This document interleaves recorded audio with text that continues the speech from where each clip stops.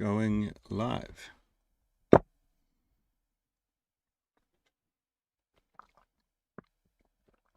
Looks like we are live. What's up, everybody? Anybody? Tell me if you can hear me on if the audio is okay. Please let me know in the chat if there is any issue with the audio.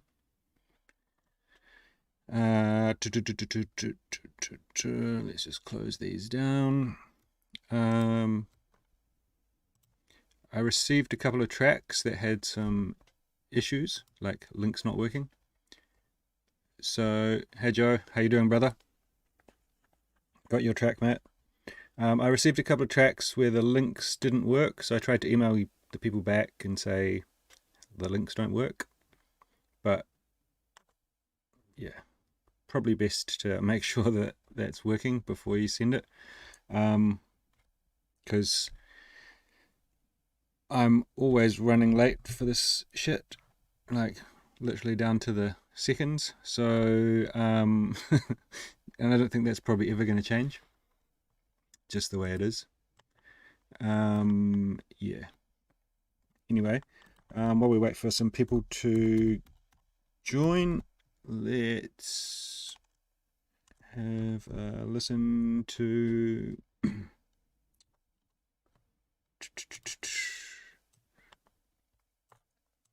my new track on 8-bit.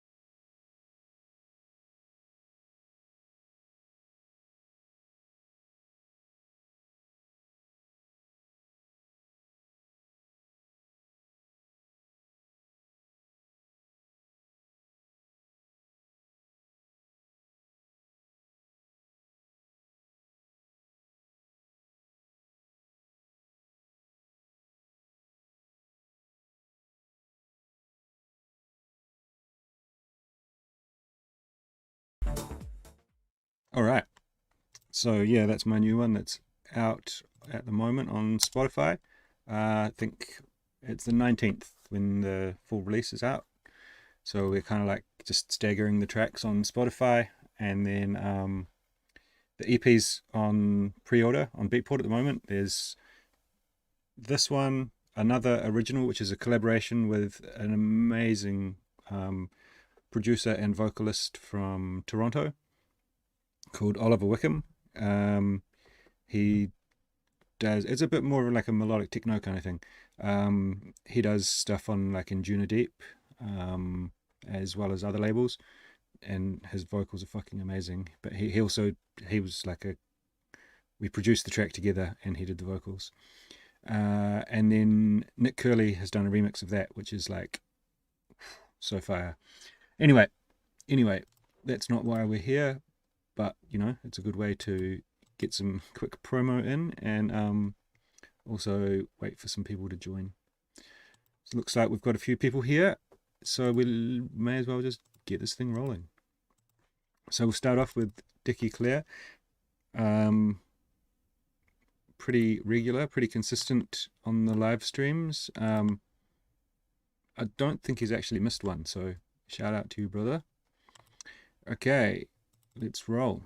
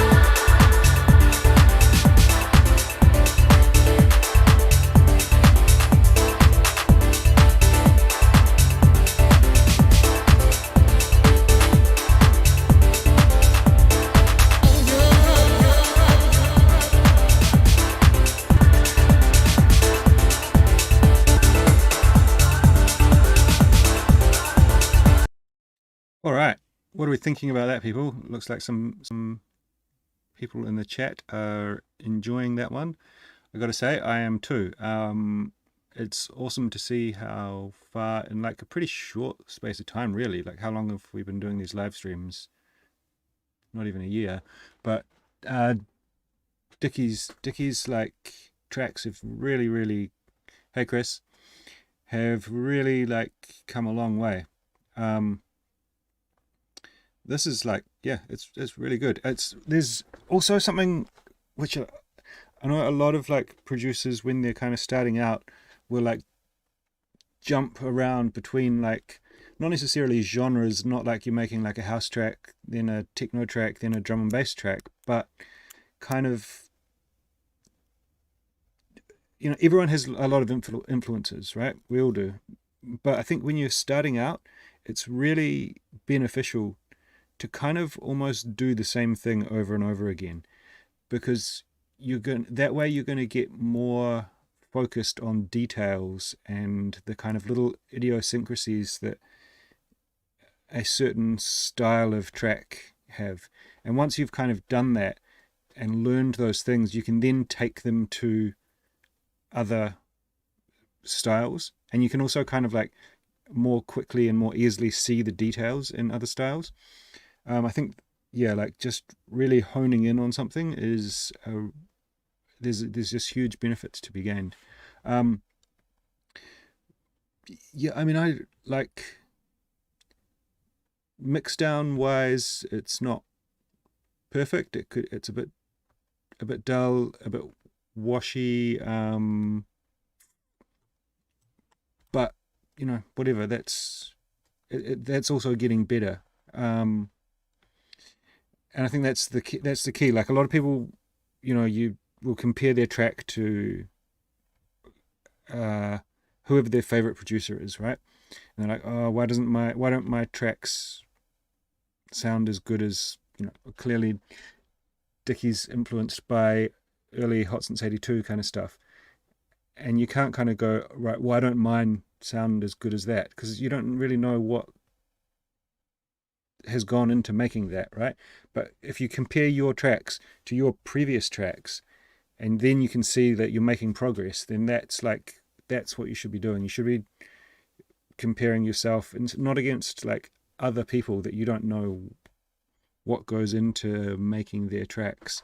You don't know if they're working with mixing engineers. You don't know if they're working with a production engineer, a fucking ghostwriter. Who knows? Like, you can only kind of really compare yourself to yourself, and that way you can map your progress. And I think anyone who's been watching these streams for a while can see that Dickie's making awesome progress, which is really great to see. Yeah, I like the way that you kind of bringing things in and out more than you used to in your tracks, which is really cool. Like this kind of vocal texture that builds up, and then you take it out, and then you bring it back and take it out, and it just helps it to feel fresh but feel familiar when you bring it back in. There's something a bit weird about the kick. It's kind of like boxy or something.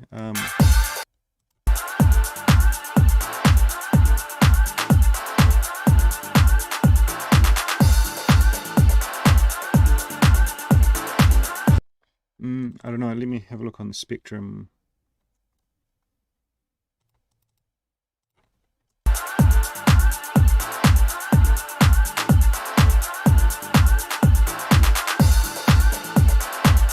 I'm not sure. The kick just sounds a bit funny to me, but that might just be like a personal choice thing.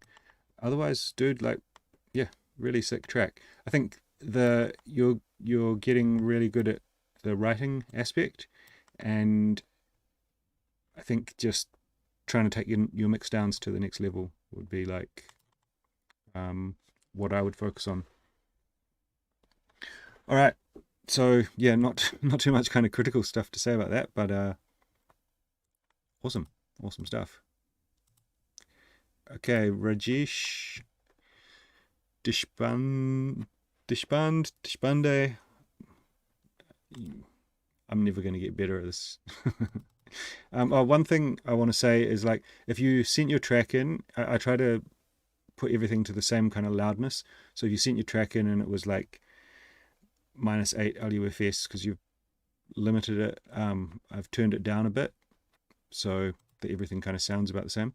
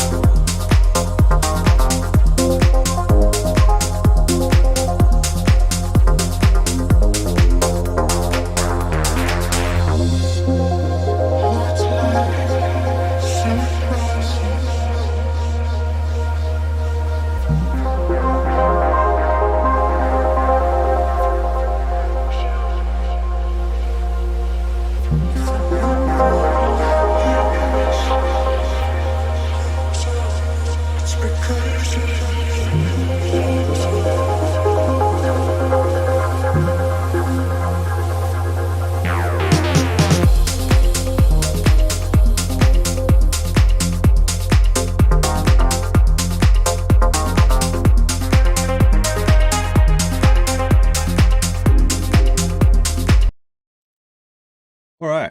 Well, I think we can all pretty much agree that that was absolutely sick. Like, so good. It just everything works so well together. I like the way that the synths are kind of like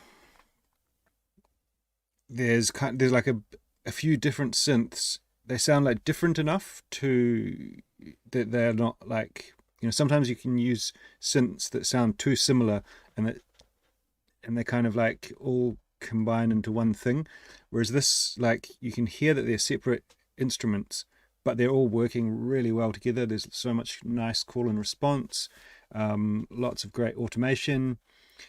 You've got this kind of combination of these like quite classic sawtooth sounding stabs, and then like some kind of organ type sounds. Like, yeah, just really, really great. There is, however, I would say one pretty significant flaw with the track, and that's your intro. Like, this is really tough to say, but I probably wouldn't play this. I would love to play this, but literally I'm gonna be trying to mix it in from here, because this intro as a DJ doesn't make sense, because you've got the kick, like you got all the low end pulled out of the kick here.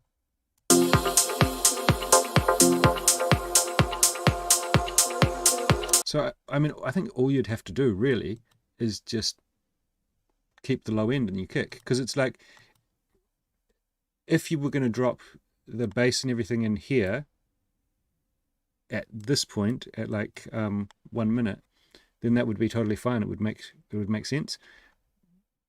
But I think, yeah, just there's no reason to have the kick high passed here.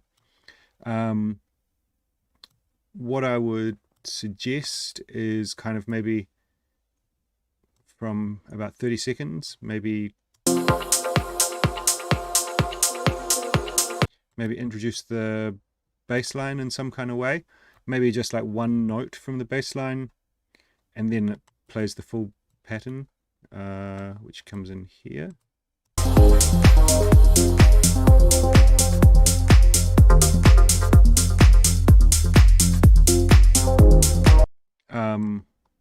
Maybe just something like that, or you could use like a tom drum or something, just to give a little bit of low end groove here, and then maybe have the bass like a bit filtered out in this section.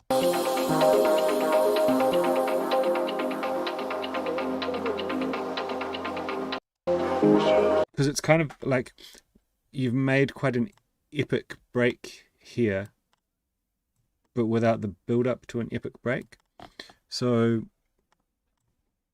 yeah, that's my only kind of criticism, and I think it is quite a significant oversight, but it's super easy to fix. Like, it's just like when I'm writing, I basically like always try to focus on this part of the track first. So I start in the clip view, and then I kind of bring in the loop that I've made into this view, and then I'll kind of arrange the main break and drop, and then kind of the stuff around that, and then I do the intro and outro last. And basically what I'm trying to do with the intro is have it build into the rest of the track so that it makes sense, and kind of like the rest, whatever happens in the rest of the track can kind of tell me how the intro should be, make it kind of intuitive.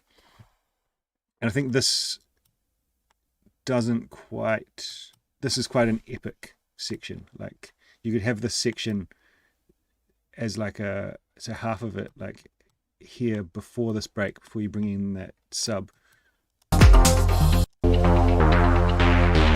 Really, I love it. But yeah, I think that's the only flaw of this track that I can see. is that it's not that functional from a DJ perspective. But otherwise, fantastic.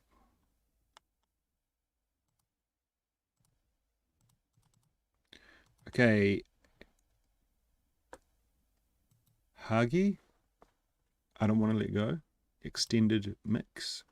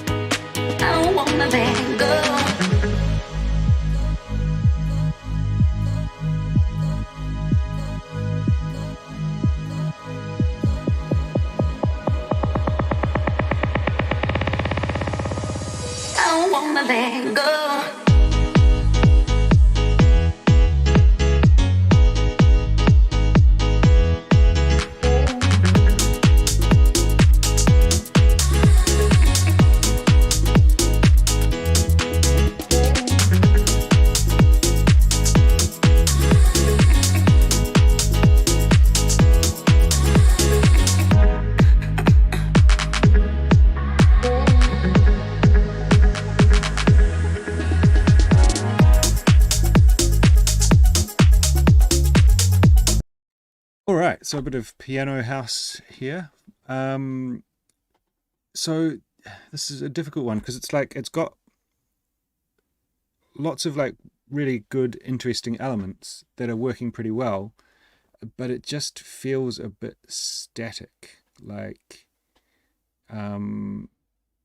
everything's just flat in terms of like its evolution. It's not like there's not much automation going on, so it kind of like it's sequenced and things come in and come out, and that's done quite well.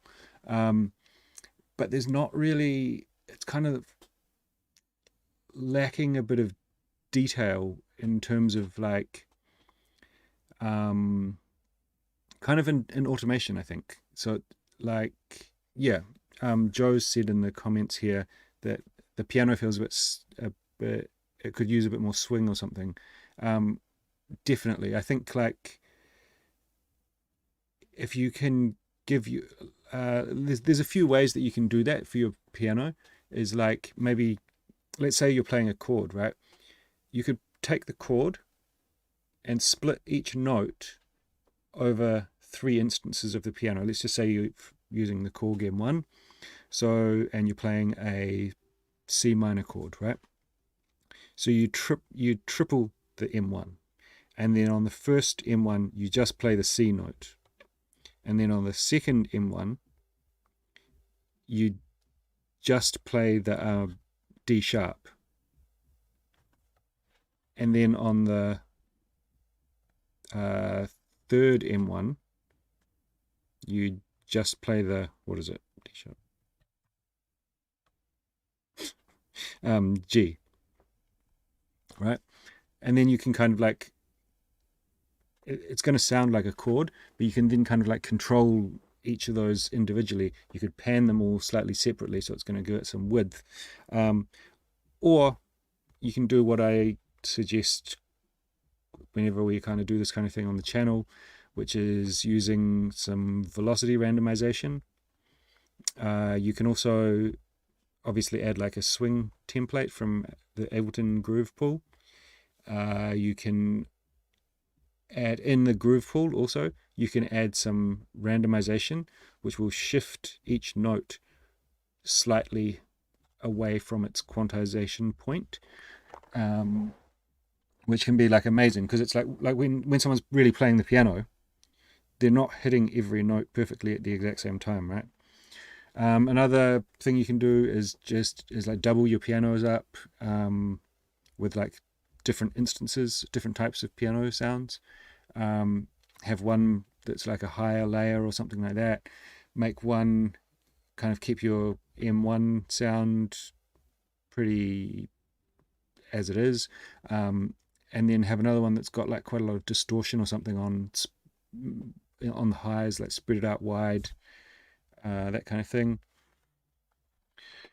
You can do, to make things a bit more interesting, you can do stuff like record it to audio and then like take one of the notes and reverse it so that it kind of plays the melody, and then like on the turnaround, like every 4 bars or something, it has a reverse note which sucks back into the melody starting again. Stuff like that. Also doing some kind of interesting fills with your vocal, like sending stuff to a delay, sending stuff to reverb,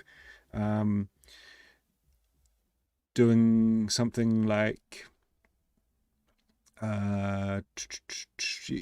get like Tantra or something like that, or Deep Blue Glitch, and just like record yourself like flicking through presets, record this long audio file, and then get bits out of that and send them to like a delay or reverb. Just use them as like little fills, little one-shots, and just doing little things like that. It's not easy, it's not difficult, and it's really fun. Like, you're just kind of experimenting. It's almost like, yeah, it takes no effort, because you're not like trying to do something exact. You're just trying to mess around and hopefully something cool comes out, and it usually does.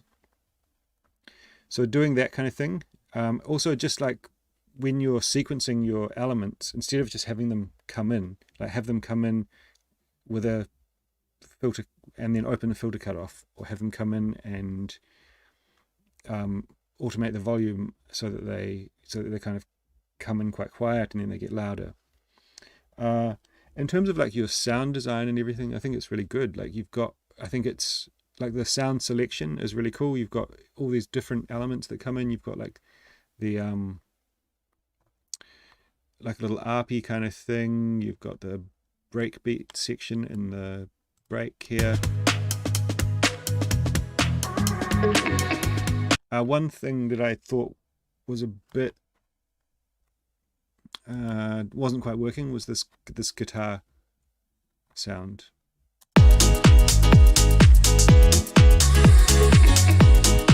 It's just the pattern doesn't really fit with the groove, in my opinion. So I'm not sure if it's a sample.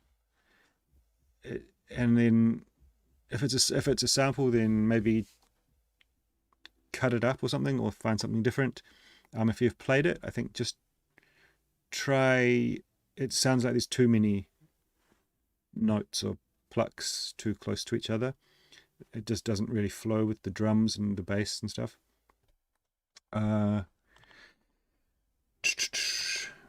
The introduction of the breakbeat loop I think is really cool and adds some real nice texture and differentiation to the drums.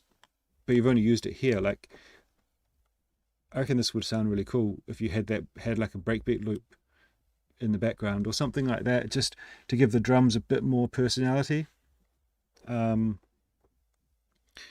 Like, I think there's a temptation that we all face as artists. It's like, I want to do stuff on this label or that label.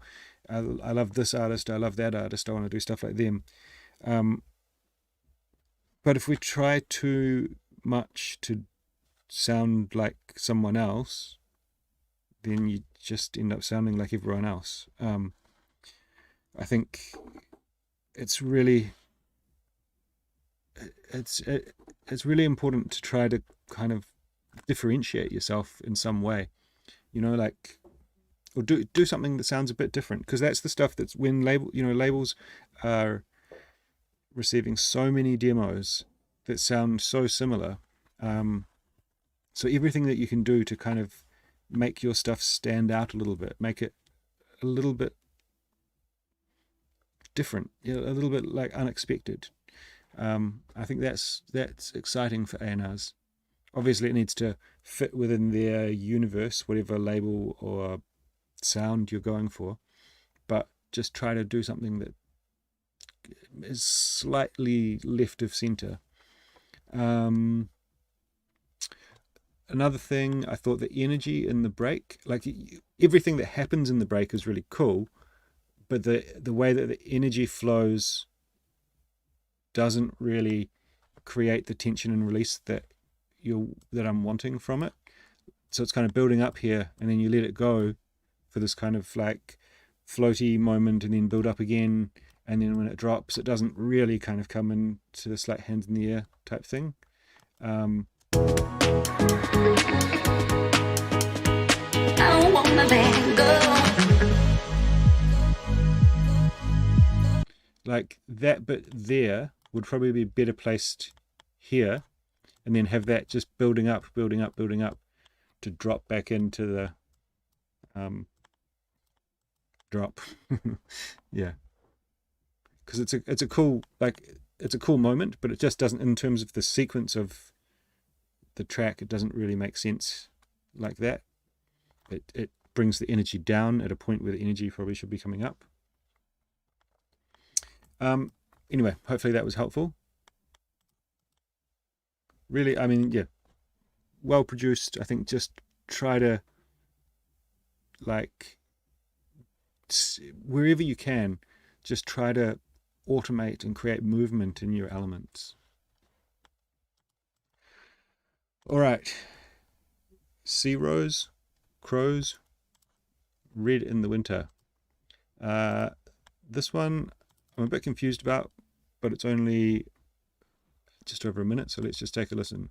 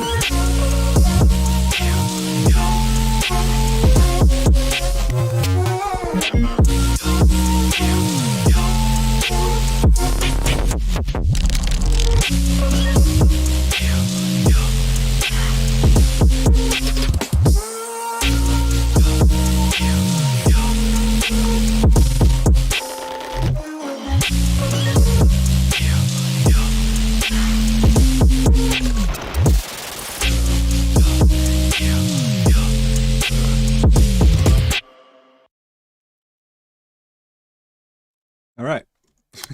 That's it. So, I've got to say, it's quite far out of my wheelhouse. I don't even know what you kind of call that. It's not like, and this is not in any way a kind of like a diss on the track itself. It's really well produced and it's really interesting and cool. I've got to be honest, it's probably something that I would never listen to. But that doesn't mean it's bad. It just means it's not like really, it doesn't exist in my universe of what I listen to. It's kind of got elements of quite a few different things, which is cool. But I mean, from it doesn't sound finished either. Like in terms of the production sounds really, really fucking good, and like really quite polished. I mean, it's crunchy and dirty, but everything's got like a nice balance. The sounds work really well. It's got this really kind of organic vibe to it. The piano is fantastic, but like, yeah, the arrangement doesn't make any sense to me. It feels like it's just a sketch that you've polished quite well.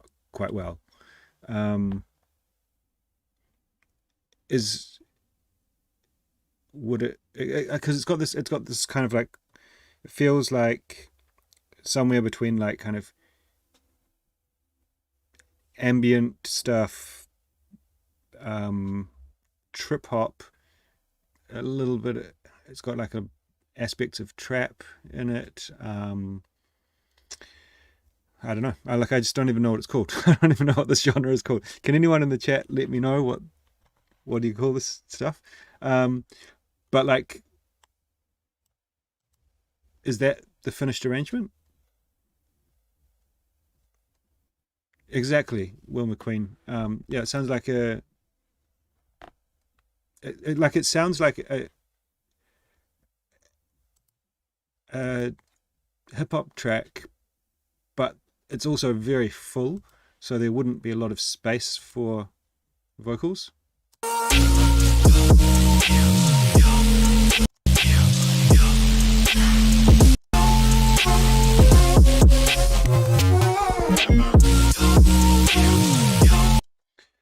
So yeah, like with that kind of lead sound, and then it's got a couple of different like vocal samples in there. I wouldn't really see how that would work for a rapper, but I don't know. I think it's really fucking cool. I just don't really know what to tell you about it. So thanks for sending it in, and sorry I couldn't be much help. Let me just check if he gave me any context for that. 20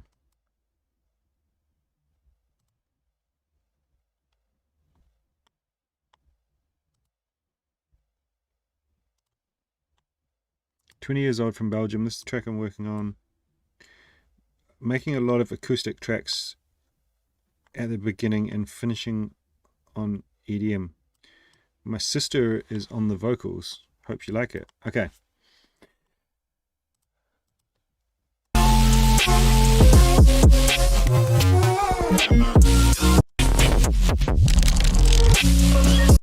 I mean, dude, it's really well produced. I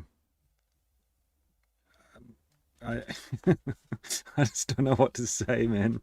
It's really cool, but it's not. I don't know how I can give feedback because I don't have the context to understand what it's supposed to be. Yeah. All right, we're just gonna have to move on from that one. So this one is from Closure. He says in his email, let me just check this. I'm pretty sure he says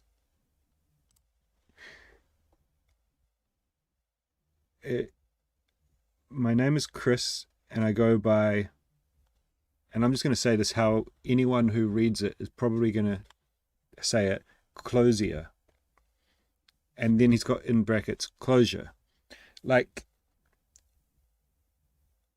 you want to have, if you're just going to have your name as closier, bro, because like no one's going to have that context to go, oh, well, maybe it's said this way. Like, I think it, like, don't take this the wrong way. It's kind of just some, you want to have a name that makes sense how people are going to be able to say it, right? I wish I had a different DJ name, a different artist name, because it doesn't translate well to a lot of languages, and it doesn't look that great when it's like, it's hard to make it look aesthetically pleasing because it's got a lot of straight lines close to each other from a design perspective. But I've been using it for so long and that I'm not going to change it. But if I was starting again, I would try to find something that kind of fit these, that just kind of worked on a lot of different aspects better. So I think that's just something to keep in mind whenever you're starting out with a new artist alias. Just make sure that the word looks cool, and that people in different languages are going to be able to say it, that it makes sense. Like, a perfect example is Another, the guys from Amsterdam that own the label No Art, and most people call them Anator or something like that, because it's Antor, but it's Another. It's said Another, but no one knows that, and there's no context to know that. But anyway, let's check this out.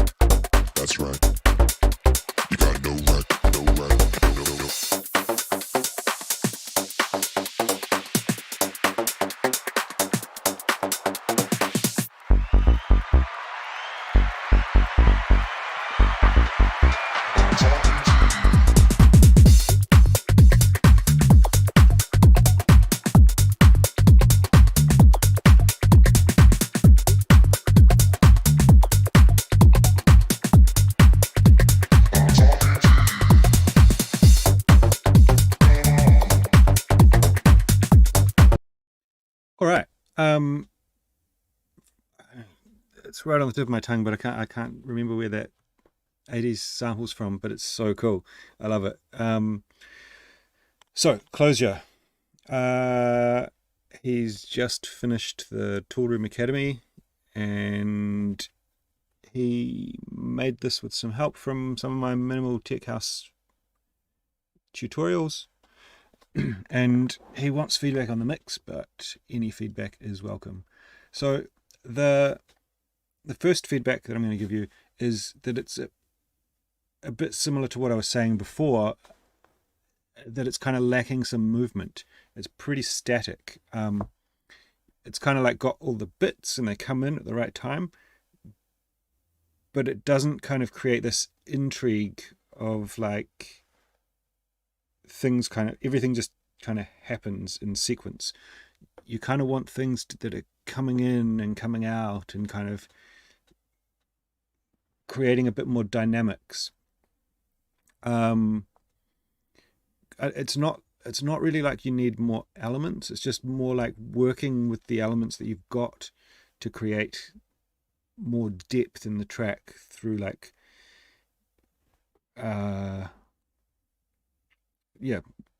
delay, reverb, fills, washes, kind of just sending things to some crazy effect. Especially with this kind of music, you've got plenty of space to do that. Like it's pretty, like with the piano house track before, that's maybe a bit more rigid in terms of like what the industry expects it to sound like. Whereas I think this kind of music it kind of celebrates a bit more creativity. In terms of like the drum groove, I think it sounds about right, but it's like missing a few. It's quite static. It's missing like a few more like one-off shots and little. You've got some little snare fills and stuff in there, but I think it could be cooler. Just with some like little percussion fills or little sounds that kind of make it a bit more unique and happening not so frequently, not every bar, not every 2 bars, but maybe. So you kind of get a few percussion sounds or something, or little hat fills that happen in a sequence, but maybe over 8 bars, and then they're all happening at different times, and then that just helps this loop to feel a lot longer and like it's kind of evolving. I think you've kind of got two ideas for the track, and you've kind of tried to make it work well together. But one is, I think does anyone in the chat know where the sample's from? It's driving me crazy. But I think you could make a track with that sample and it would be super cool. I don't think you need the extra vocal that you've brought in, and I think the extra vocal kind of makes it a bit cheesier, a bit more, I don't know, cheesier is the only thing that kind of comes to mind. But that said, you could use that vocal, the other vocal that comes in on its own, and it wouldn't be as cheesy. I don't know. I think just having those two things separate would shout. Tears for Fears. That's it. Yeah, of course.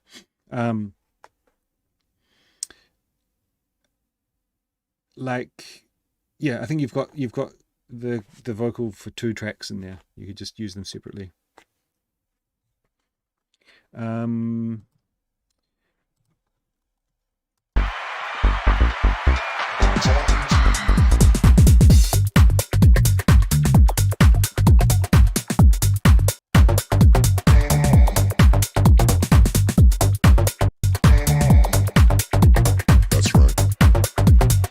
So all the synths and stuff as well, like they're very static. There's not really a lot of automation going on them.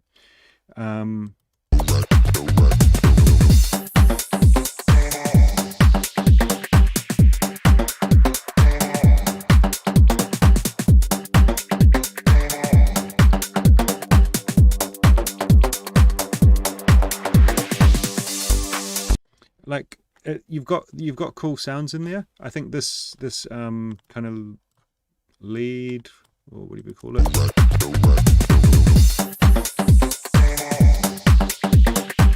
If that was in my track, I would probably layer it with something to give it a bit more body.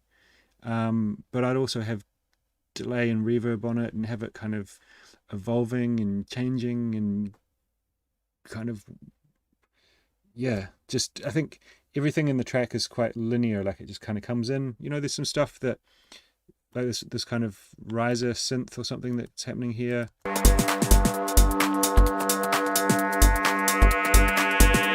And I could be wrong, but it sounds like an audio sample, you know, because nothing, and it might be that you've done that, and that's great. That means that you've got the skill to do it to other elements as well. Because I think the track could be really cool. It's got all the elements that it needs. I think you just need to work those elements. Listen to some reference tracks and go through and kind of like try to understand what happens to the elements in the reference tracks. Yeah, and I think with the vocal and stuff, like simple is better. Like I've done this kind of thing in tracks myself, and it's like conceptually you think, oh yeah, it's cool, like they're saying the same word in this vocal and in this vocal or something like that. But in practice, I don't think it really generally adds as much value as we think it might. I think just having stuff that's like consistent and solid and yeah, that's my that's my opinion though, you know, like it's your track, you do you. Hopefully that was helpful, bro. Yeah, like with the drums, maybe spread them out a bit more, get a bit more depth in the mix. But all the sounds are there. Alrighty. Alec Smith.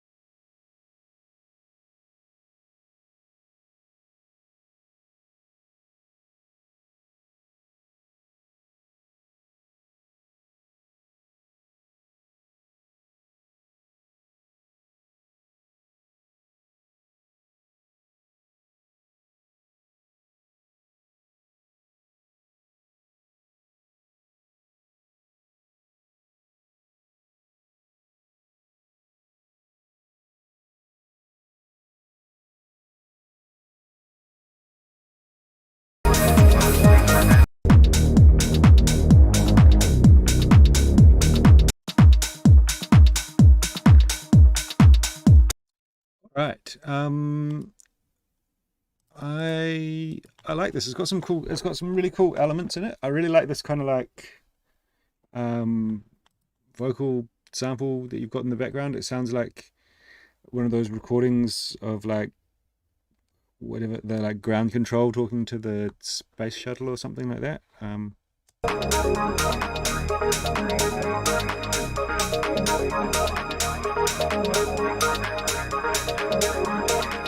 don't know. Yeah, it's cool. It's really cool. It gives it like a, you know, it's something that's a bit different, and it gives it like a good depth. I think pretty much the same thing applies here, is that like it could really do with a bit more automation, a bit more, just to give it a bit more depth and kind of really like help things to flow as well, you know, when they're being automated in. So you kind of start with this string,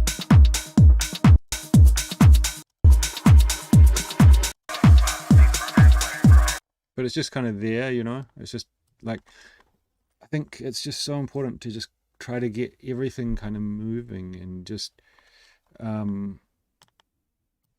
because then like when you do this, I know it sounds like I'm kind of saying the same thing to everyone, but when you do that, it just creates like all this depth and movement in your track, and it just stays interesting. It just feels like it's kind of, it feels like it's evolving, and you can create tracks that have less elements but sound strong. And the benefit of having less elements is that each element can be like really big and punchy, and it helps you when it comes to mixing and that kind of thing.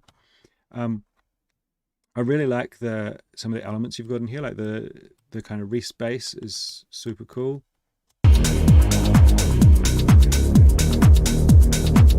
Those glides are really nice.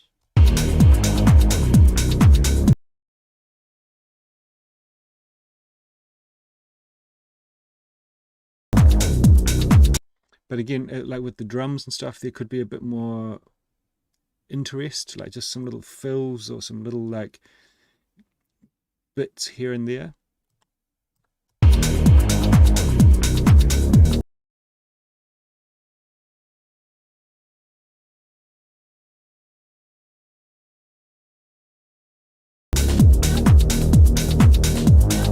You know, like with that vocal, that when it comes in, you could have it like moving with the cutoff or something, moving a little bit in the panorama, have some hits louder than others, and then just like change the pattern up a little bit so that it maybe every 4 bars it goes instead of and then maybe on the 8th bar you send it to a delay, so it kind of delays out and carries on over the next 8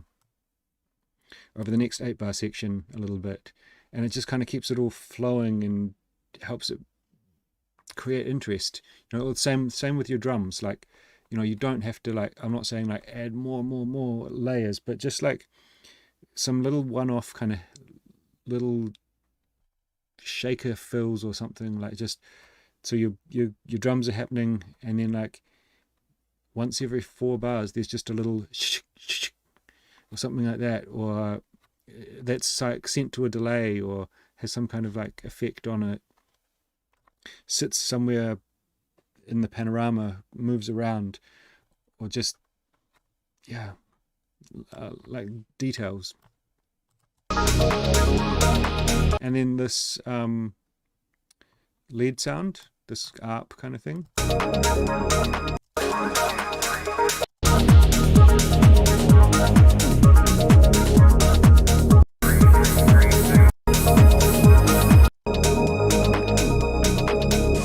Like, it's cool here where you've got it kind of fading out.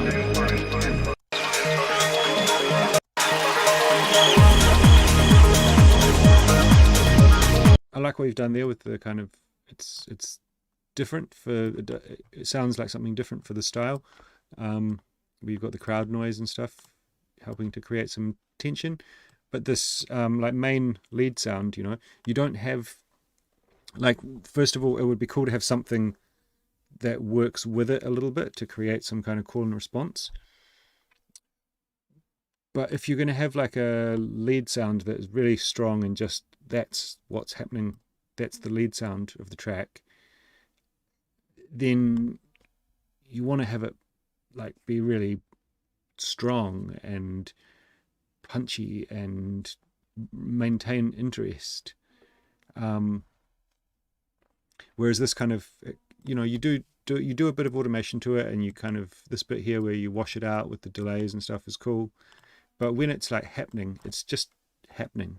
It's just like over the beat here.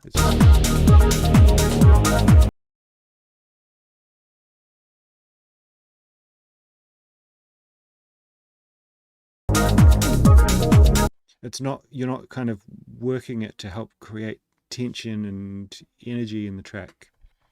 So I think that's, it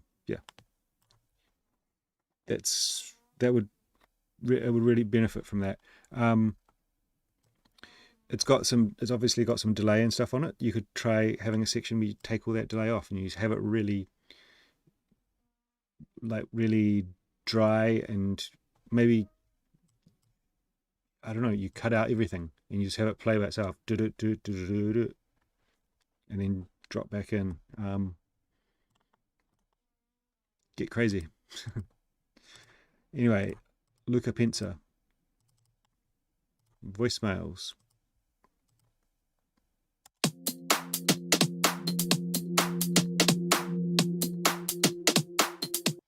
See here, straight away on Luca's track, he's also got like a string pad kind of thing right from the start. But it's already, in however many seconds that is, there's already movement. It's already kind of moving around in the panorama. The frequency is moving. It sounds interesting. It's creating it's creating anticipation, whereas the pad in the last track was just there, static. So I think it's really important to try and have your elements not just be there. They need to be there with a purpose. What's the point? What are they trying to do?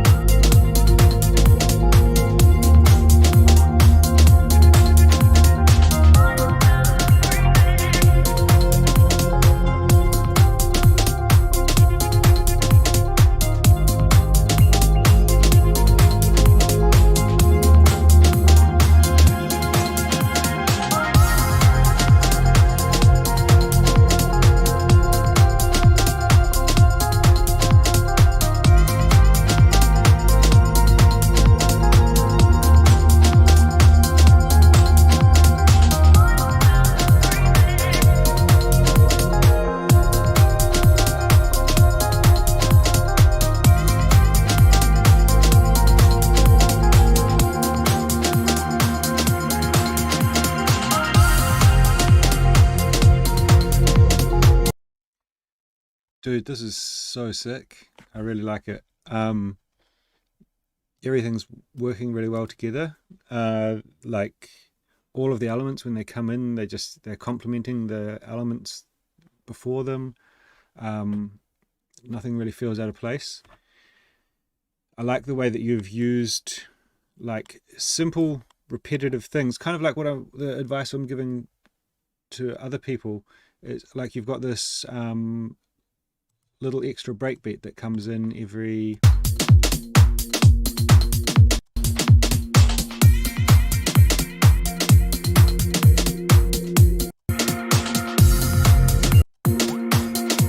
so if I play it from here,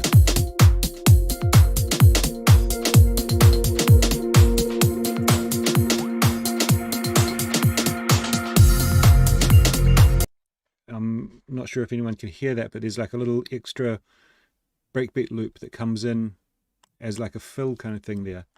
So just doing little things like that. There's also like some more kind of one-off drum elements, that pad that's just evolving and moving.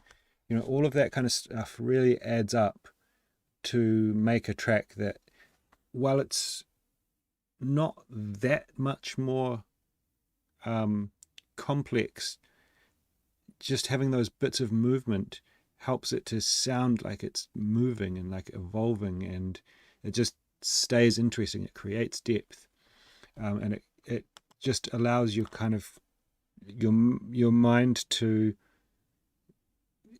engage with it more somehow.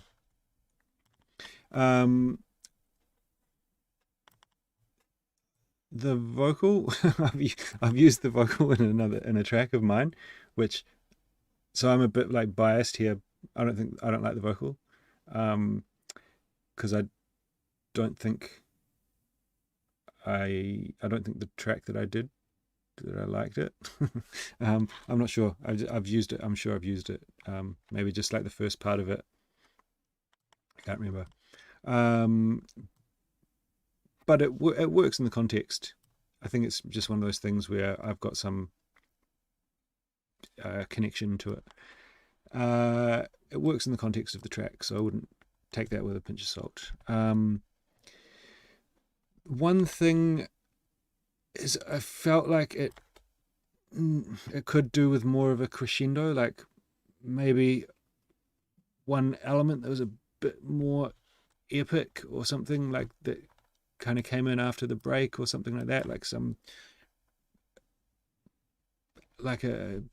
big stabs or a big lead or something like that, and maybe one hi-hat or ride element that just kind of helped it to pick up the pace, because while everything is moving and it works really well, it kind of like got to about here and started with the outro, and I was like,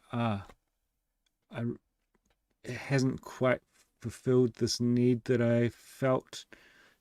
It didn't quite give me the payoff. And this is something that's really subtle. It could just be a matter of like that some of your elements are happening too much.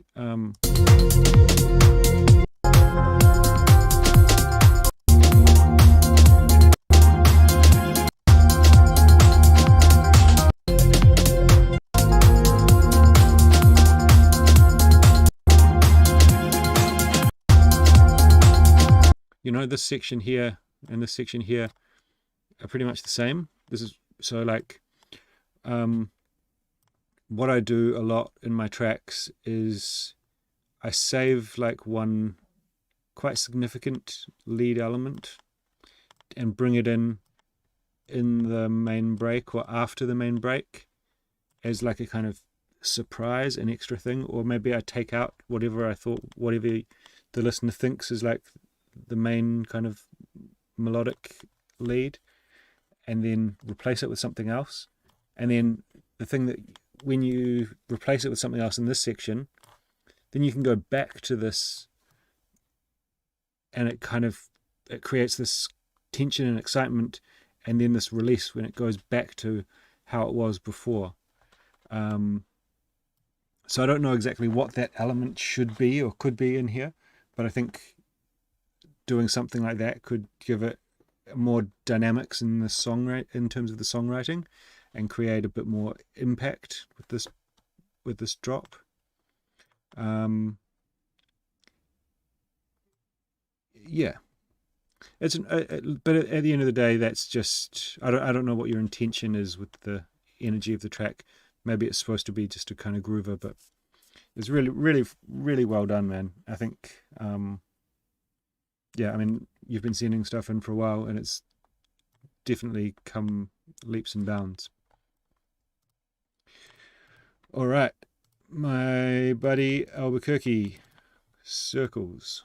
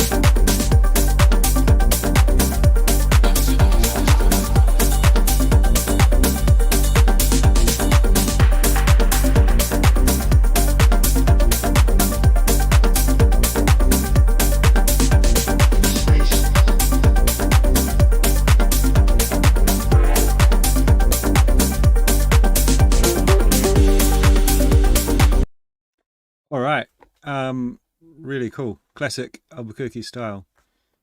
I think you've I think you've used some of the elements from the track that we're collaborating on. If not, then maybe it's just the style. But I don't know, some stuff sounds familiar. But really cool. Really cool. The vocal, yeah, I think someone else commented as well. Super cool vocal. And Daniel asked, does Albuquerque have any music to show today? And this is his track, so yeah. So I think the drums, I feel like they're a bit crowded. I feel like it's kind of, you've got a lot going on in the highs, and yeah, if you could kind of somehow make a bit more space.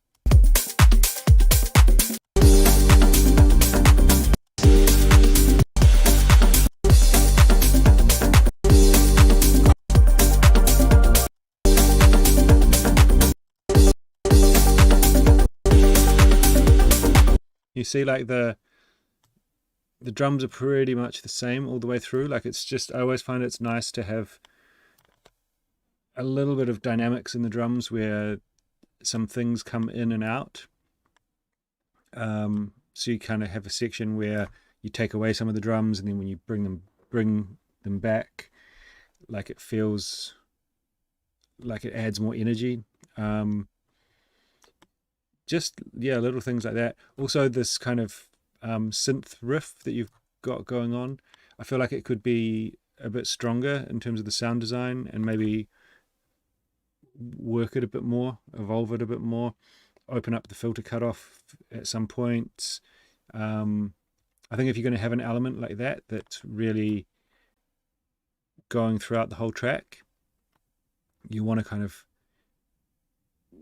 make sure that it really is is kind of doing something a bit more, that it's kind of dynamic, that it's moving, that it's adding to the track, whereas this feels like it's just a bit static.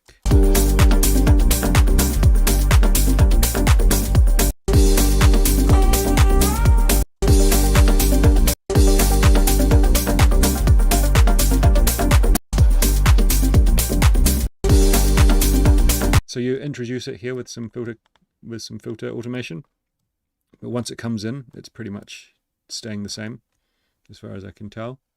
But yeah, I mean, in general, really cool, man.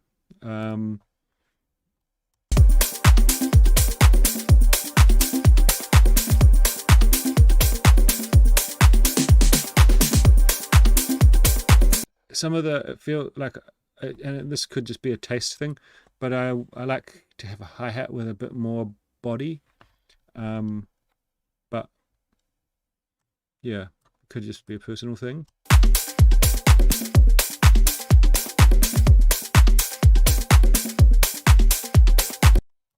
Yeah. All right. Good stuff. Mazzaro up in this joint. Oh. / hot in here. It had two names when he sent it in, so I just put both of them.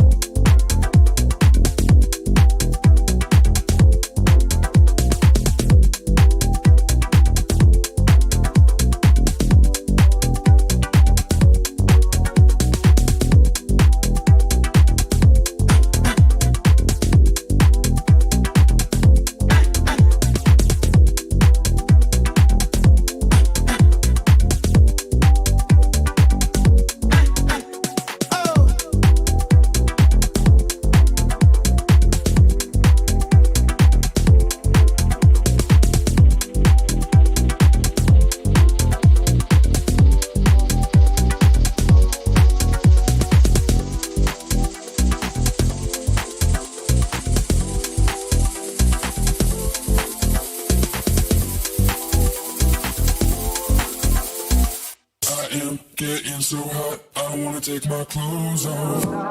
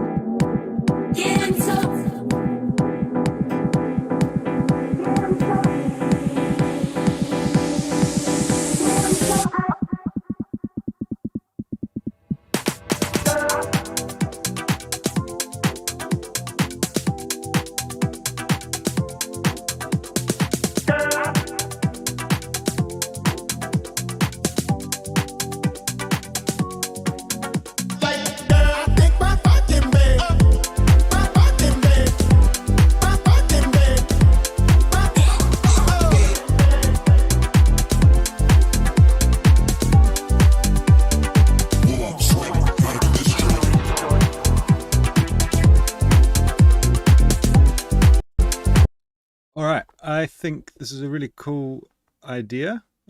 I think it could be executed a bit better. Some of the vocals are super loud, and I think you could do it a little bit more subtly, like this, where you've got the, I think the O vocal that you use is like really cool.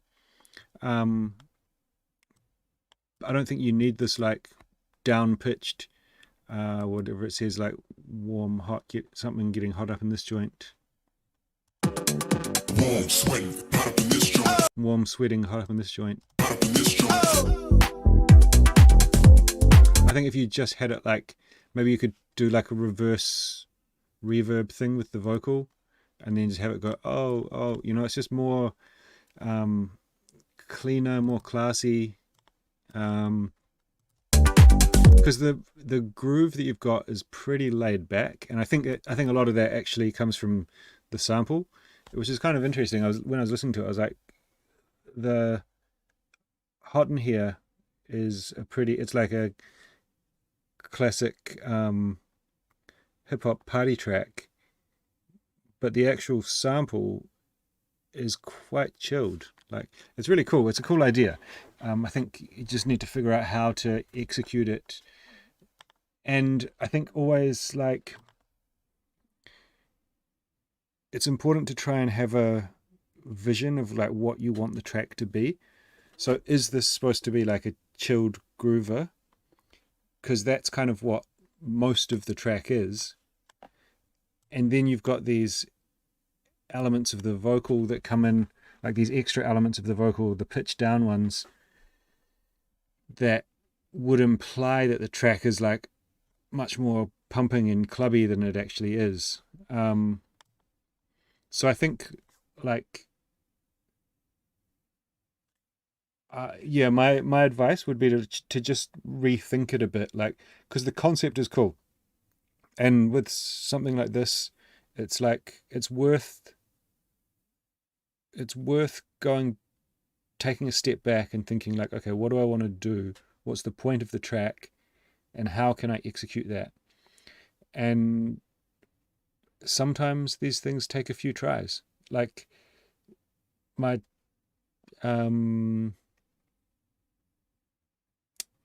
my Remember Me track, the first version I did of it years ago, was not how it is now. And if I'd just kind of stuck with it, then, you know, I wouldn't have had the success that it has had. Actually, I mean, quite a few of my tracks are like that. So really don't be scared to go back to tracks. Don't be scared to like revisit them, to start again sometimes, you know. And then each time that you do that, be conscious of like what wasn't working. But yeah, like if you decide like, okay, I want this to be like a cool, groovy, more underground kind of thing, then take out those pitch down vocals. If you want it to be more like in your face, clubby, then make the beat more like intense, make it because it's really chilled at the moment. And like maybe don't wait for 4 minutes or however long to bring in those vocals. If you want to use the vocals and make it more like obvious where it's come from, then, or like sample more of the original basically, then don't necessarily wait for so long, because if the reaction that you want is people to like scream hands in the air, you need to kind of get there sooner, I think, because I don't think people have got the patience to wait for that for 4 minutes, 3 minutes. Yeah, hopefully that's good. I think I think you're onto a winner there. I think you just need to decide what you want to do with it. Okay, Joe Lana.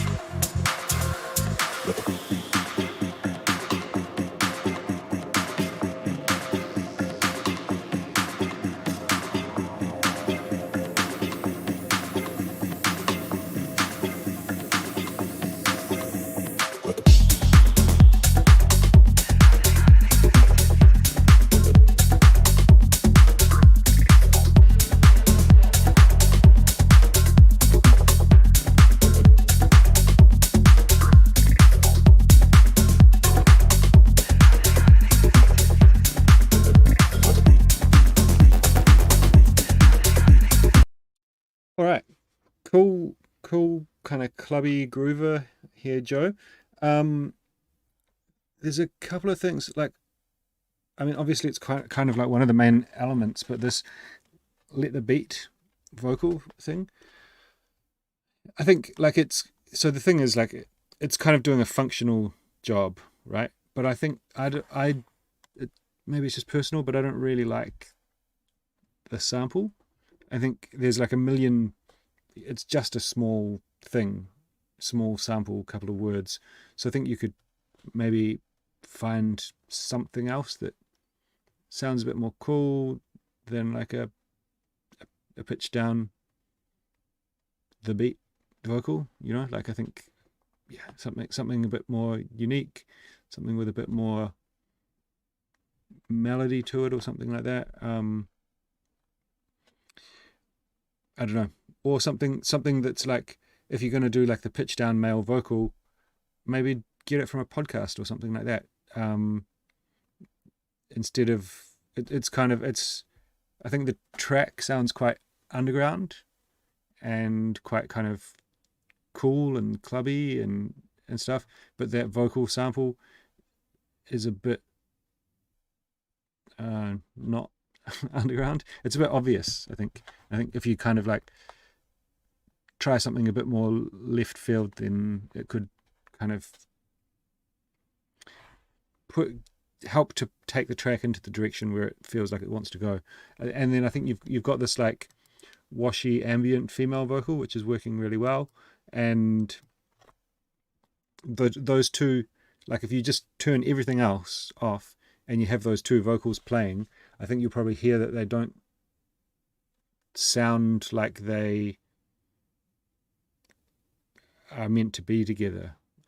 That's my feeling anyway.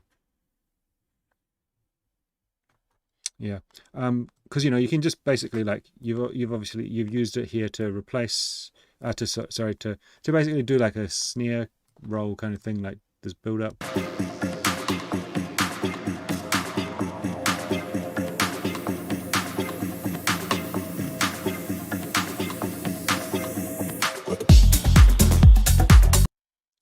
Also with that you could automate it more, get it going a bit crazy, get some delay, reverb, washy stuff on it. I don't know if you've got like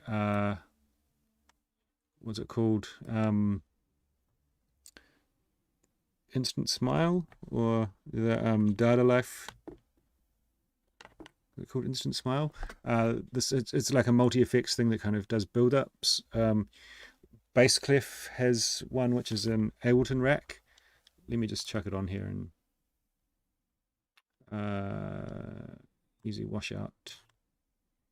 So this is a really good pack that he has for sale on his website. Endless Smile, that's it.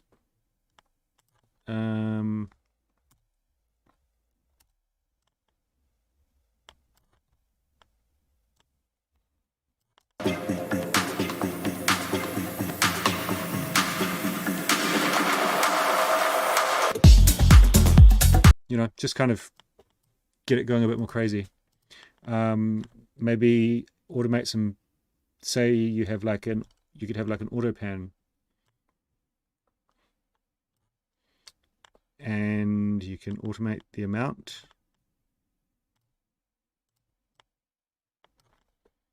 and automate. Let me put this like here.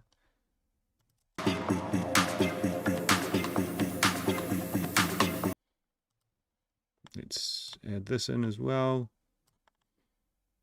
I'll put this first, and let's get the rate here as well.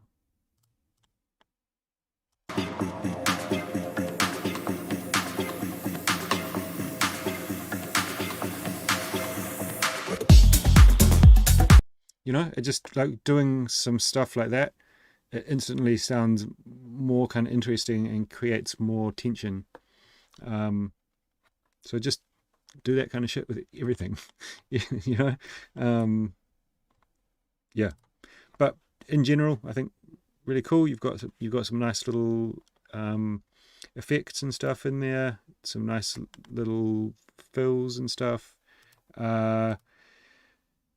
One other thing is like it feels like it's maybe lacking like a lead, like a synth lead or something, just something recognizable, because it's really a kind of a groover. Maybe that's not, maybe that's just what you're going for, but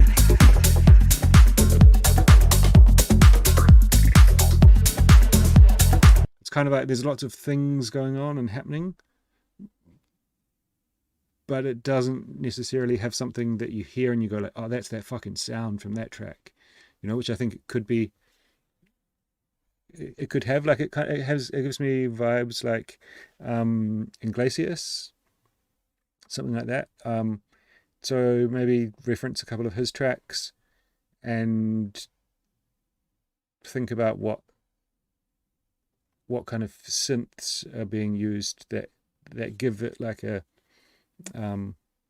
recognizable sound, because everything's quite gentle in there. I think it could definitely benefit from some more bold elements, and that might just be a matter of like, instead of having one of these synth elements that's a bit washy and in the background, then you could just try and push it forward.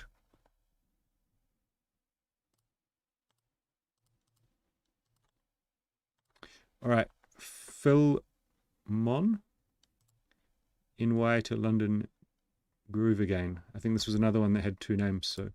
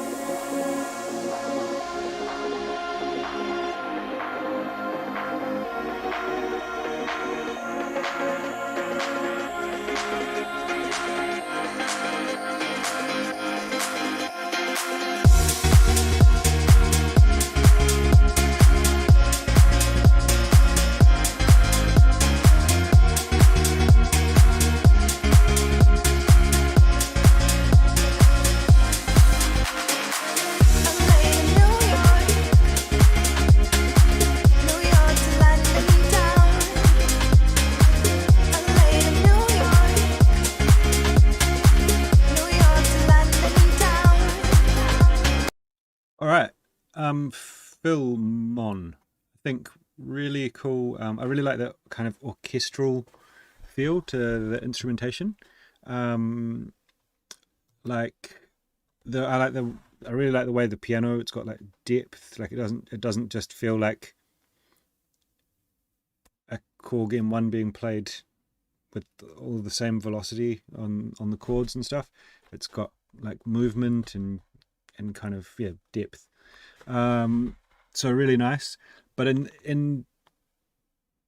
so I think you've done a really good job of like selecting cool elements that work well together. But once again, I feel like it's quite linear in terms of like there's not a lot of movement in the elements. The vocal just kind of sits there. I like the way that you've kind of washed it out here in the break.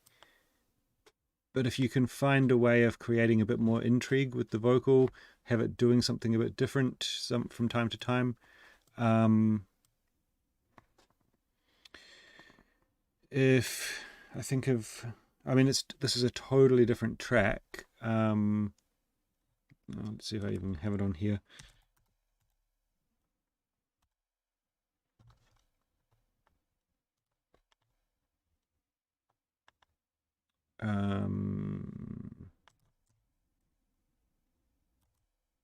Oops.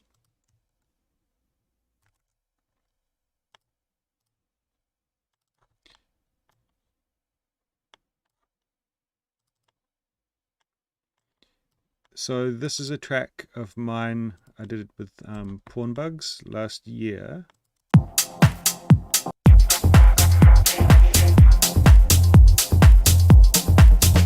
Hang on, is that the right one?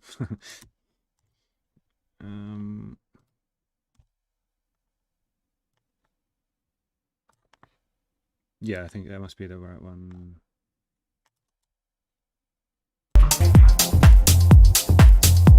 Yeah, okay. So this did really well for us, and it's a super, super, super simple track. And we wrote it really quickly. And it's got this vocal that goes through it, which is like, I think there's 2 vocal samples.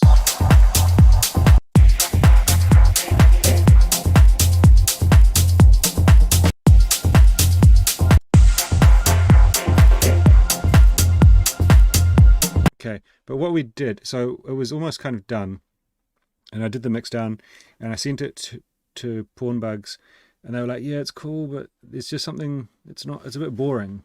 And we're like, we need to put more depth into the vocal. So it's like it's simple. It's a sample from a sample pack that we've put some effects on and stuff like that. But then we went through and we just automated the shit out of it and sent it to delays and stuff. So it's kind of...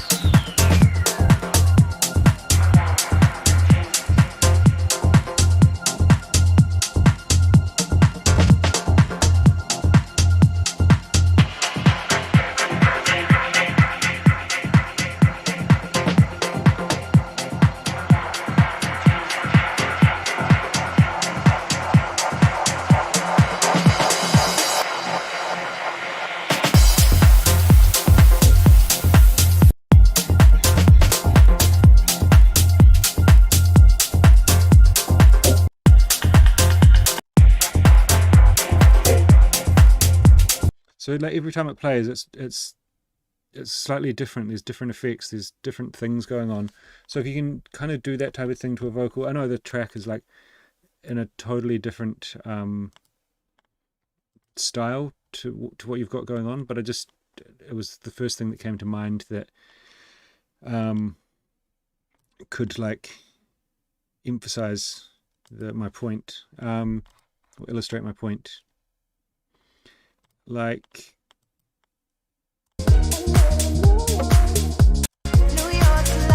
yeah, so you're kind of opening it up. It's just happening, you know, like, just because you want to keep it interesting. You want it to have some like intrigue.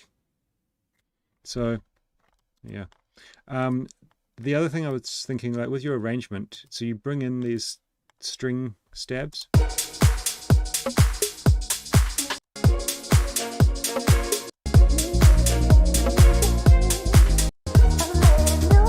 Like, I think they're a really cool element and they work really nicely, but I don't think you need to bring them in here.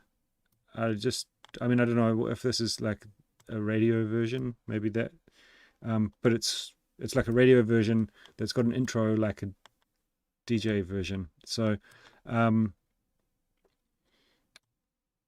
yeah, if you're with like a radio version of a track, it's a really good trick if you're starting with like a Spotify version, because the biggest thing on Spotify is like people start listening to your track and they don't hear something that immediately grabs their attention and they just skip it, right?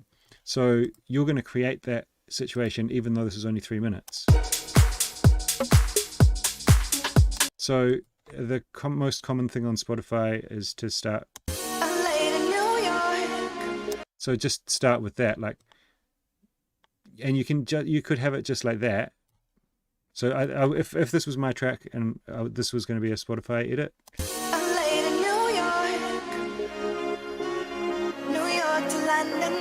I'd start there. But yeah, if it's supposed to be a DJ version, then I think you can bring those strings in later and they can have more impact when they come in, because it becomes, by introducing them at the absolute start, they lose their intrigue when you bring them back in later. So I think if you kind of hold off on an element like that, then when they come in, they bring the track to the next level. Yeah. So yeah, help automate things, get them moving. Try to use a bit of restraint in terms of your arrangement and save some ammunition for later. All right, Ezra Blizzard, need somebody.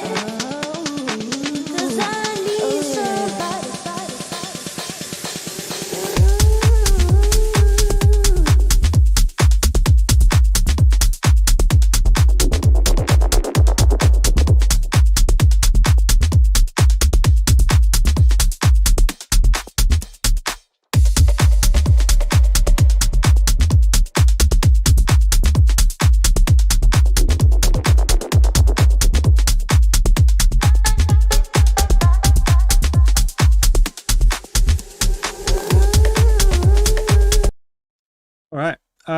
Cool. Good job, man. I think you kind of destroyed it a little bit with the limiting that you've put on it. I don't know if you've done that yourself or if you've used a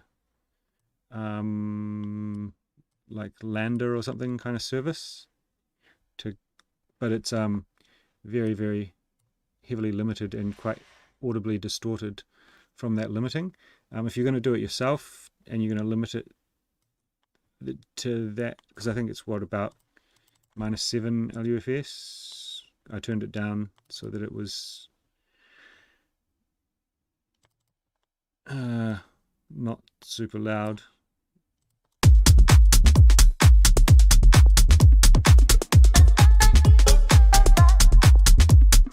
Yeah, I mean, if someone's going to like limit their track as much as that, you know, like if you send that to a mastering engineer and they're going to limit your track to be like that, they're going to use a lot of subtle compression and limiting, like layers of subtle compression and limiting and clipping to get it there, whereas this really sounds like it's just had one limiter put on it and slammed. So it's kind of hard to give any feedback on the mix or anything like that. I do say when you're submitting the tracks, if you're going to have your tracks limited, please try to make it gentle so that I can actually hear the mix and that. But anyway, so yeah,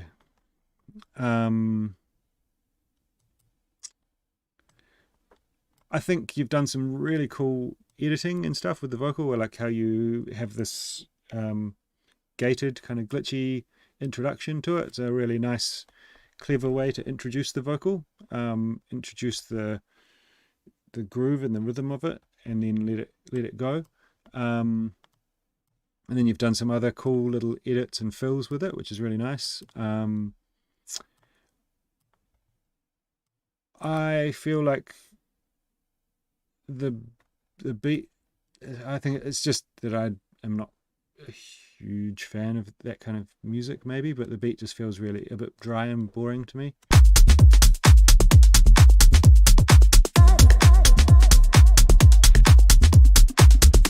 I prefer something with a little bit more high end, like a bit maybe.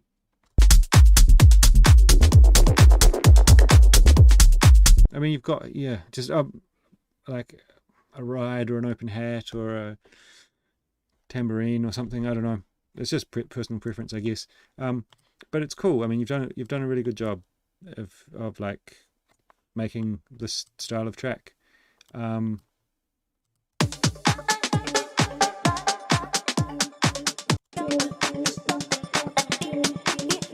You've got this other loop that comes in the background here, this other vocal loop, which I understand it from like why you're doing it, but it never quite reveals itself. And I think it could be the same effect could be achieved with a synth or something like that might give a bit more depth to the break.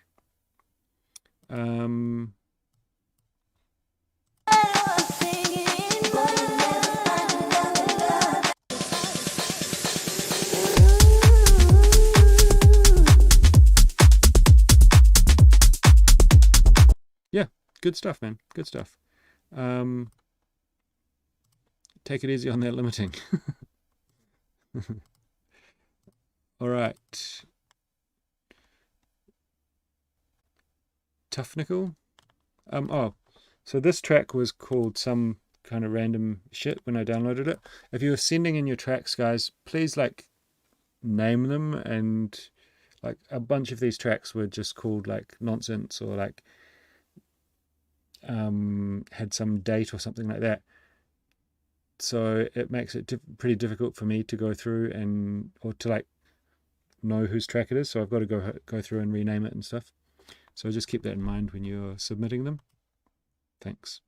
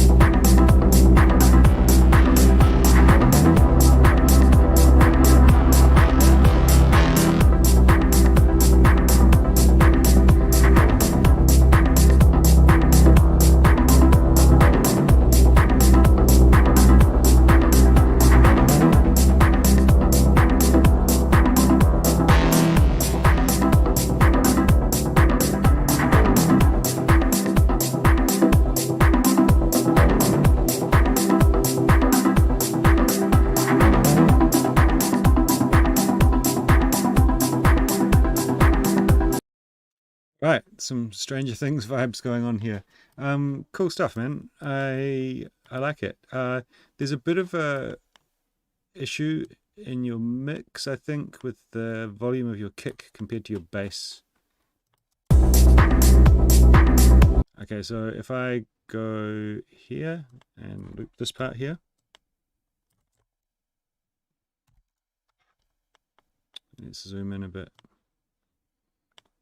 What I might do is warp it.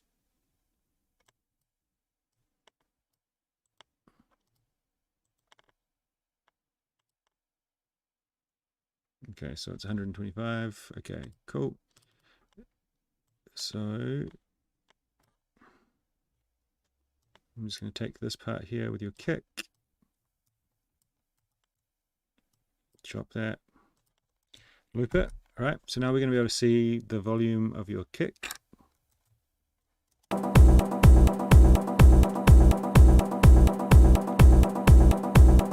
So I can come down here to this, and this is auto on the spectrum. Is going to say that it's at it's peaking at -12.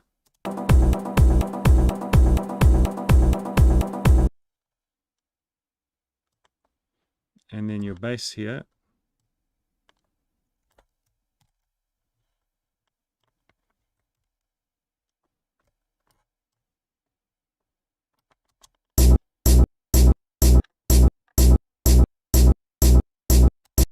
is peaking at -10. So I would say, like, it just, when you have a track that the bass is as loud as or louder than the kick, it basically makes the whole track sound not that punchy. And when your bass is that loud, especially in a club, it's just going to drown everything else out. You're not going to be able to hear any definition in the track. It's just when it's coming through a large sound system, it would literally just sound like boo. Because especially when you've got a sustained bass like this, the way that a speaker works is it's got to expand and contract to create dynamics. So if you've got this long sustained bass note, that's just basically saying push the subwoofer cone out all the way and keep it there. So never getting a chance to contract, right? So you want to think about that when you're kind of programming your elements and getting your low end right. So your kick generally, for, this is house techno music, so your kick is generally going to be the loudest thing in your track.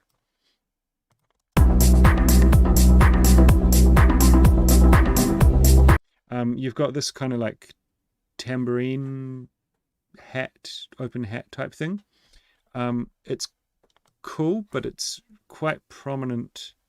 It sounds like it's got some stereo widening on it or something like that. Let me just see if I chuck a utility on here, what happens to the stereo.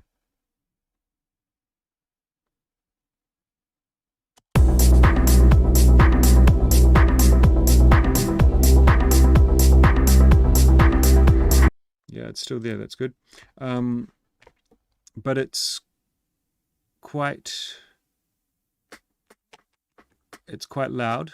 You said you didn't monitor the track yet, but I guess you mean mix the track yet. So yeah, first advice would be try and mix the track to your best of your abilities. That tambourine hi-hat thing is like really loud and it's really consistent, so it sounds super static. So something you can do is like, I do my drums with Simpler. Come on, I need yeah, here we go. So on Simpler, if you go to the controls part, you can use this random pan.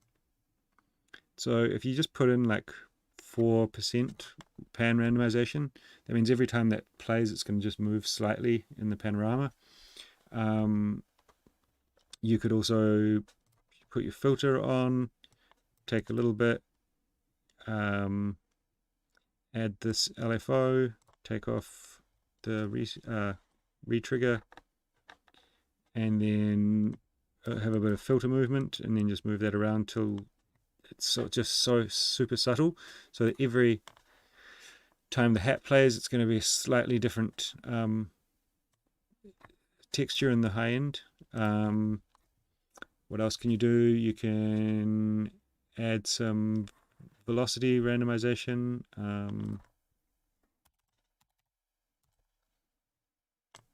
I like this. Add some random preset with from the velocity in Ableton.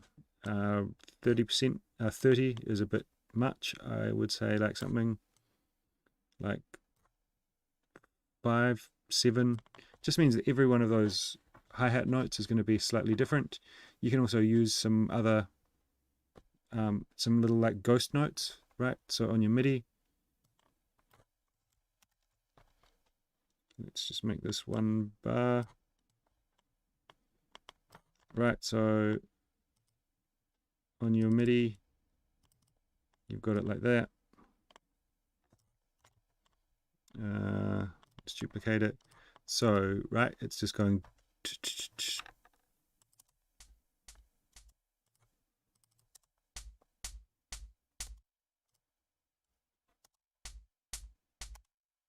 So then you just bring this right down.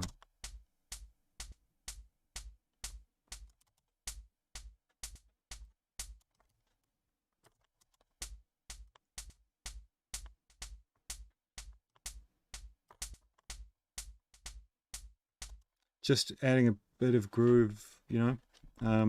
And if you want to have it sound different, you can just have it playing at a different note, a different pitch.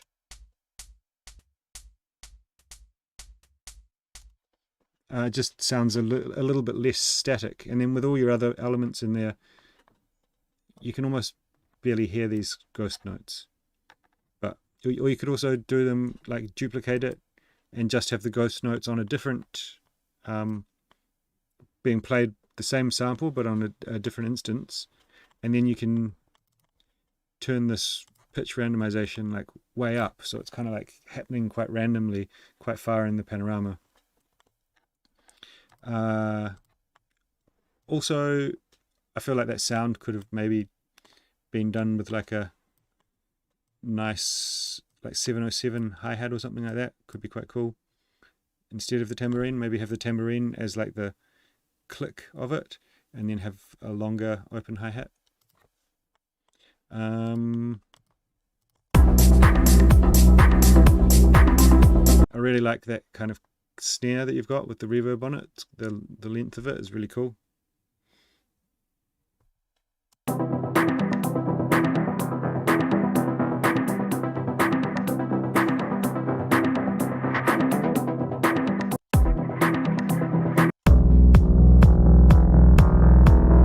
Again, yeah, it's mainly problems with the mix, I think, and also I mean, I don't know. Is this? It seems like it's probably a work in progress. Like this is not the final arrangement, I imagine, because from a DJ perspective, it seems a bit odd.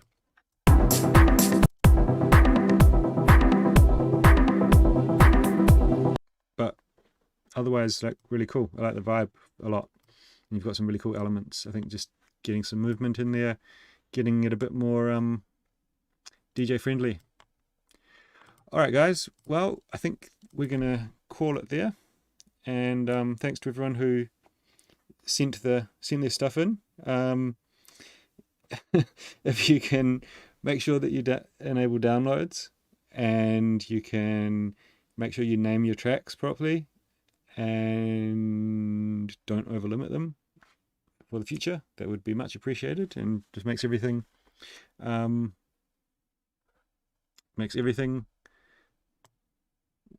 a bit smoother. P, yo, is this mixing feedback or track feedback? It's both. if I feel like the track, if I feel like the issues of the track are with the mix, then I'll give mixing feedback. If I feel like it's with the songwriting, then I'll try and give as good a feedback as I can on that. All right, guys, thank you so much for sending your tracks in. Thanks for tuning in, and we will catch you all next time. Peace.